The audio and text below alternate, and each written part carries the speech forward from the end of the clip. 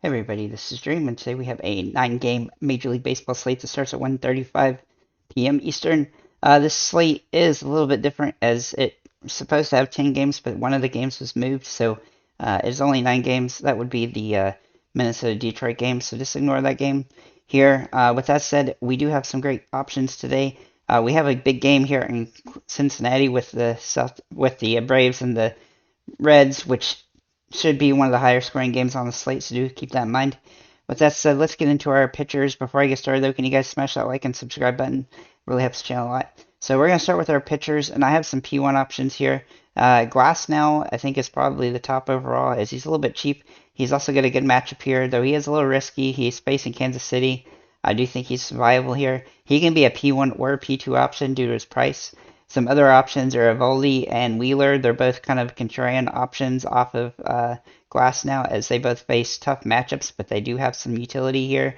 And then Garrett Cole and Charlie Morton are Hail Mary calls for P1s as they face difficult situations. And Morton is facing a team he can do good against, but Cincinnati's playing about as good as anybody right now. As for P2 options, I'm going to start with Glass now again. But I'm also going to mention Yuri Perez for Miami, as he draws a really good matchup against a team that's not playing very well, and he has pitched pretty solidly so far, so I do think he's a great option today. I also think Corbin Burns and George Kirby are in play as alternatives to him, and then Bradish and Savelli are both kind of Hail Mary plays on these positions.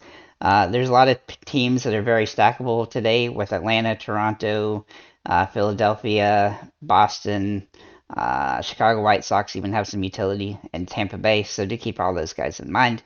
Let's go ahead and get into our catchers here. So we're going to start with G.T. Realmuto. For Philly, he draws some really good metrics for this game. He has been in a bit of slump, but he definitely draws some upside here. If he plays, he's definitely somebody in consideration for a home run. Sean Murphy should be back today. It looks like he'll be playing today back finally, so but make sure he's in the lineup. If he's not, Travis d'Arnaud would be in play as his alternative. But otherwise, he has nice home run potential here. d'Arnaud is just a little bit cheaper.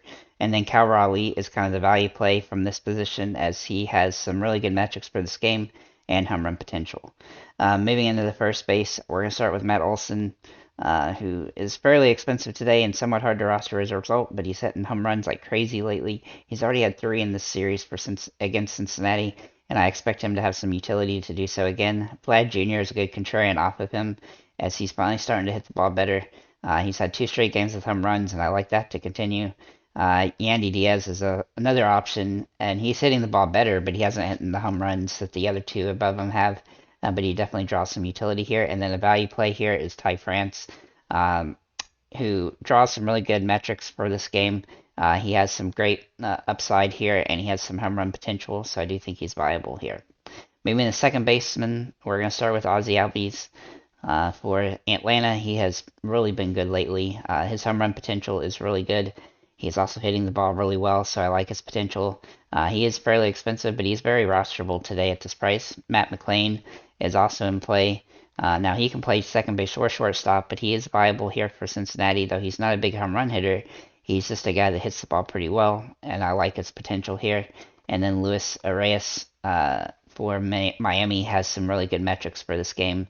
He is absolutely smashing the ball lately, just hitting 400 for the season now. Not a home run hitter, but he's a guy that can get some fancy points and bunches.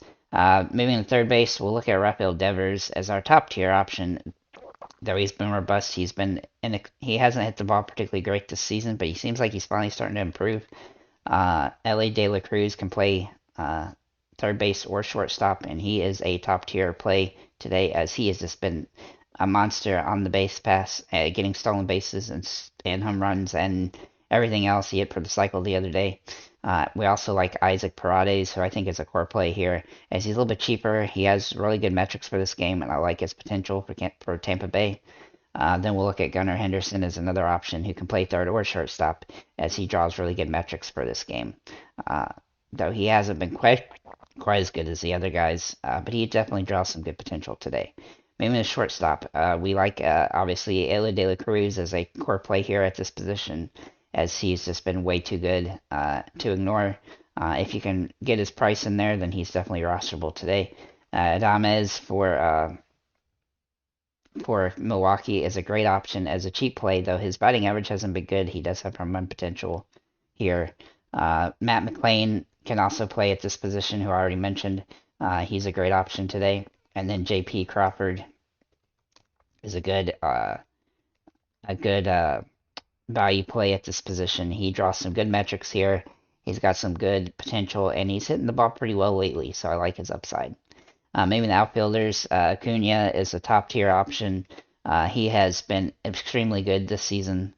He's one of the top players in the baseball. He's also getting stolen bases and home runs, so I really like his potential here. Bryce Harper, Schwarber, Fraley, and Arizona are all top plays on this particular slate. There's a lot of good value plays here today as well, and Esteury Ruiz is also in play as he's getting lots of stolen bases, and that draws him some good opportunity. His last 2 games haven't been good, but he's been scoring lots of fantasy points when he does get those stolen bases. Harris for Atlanta is in play.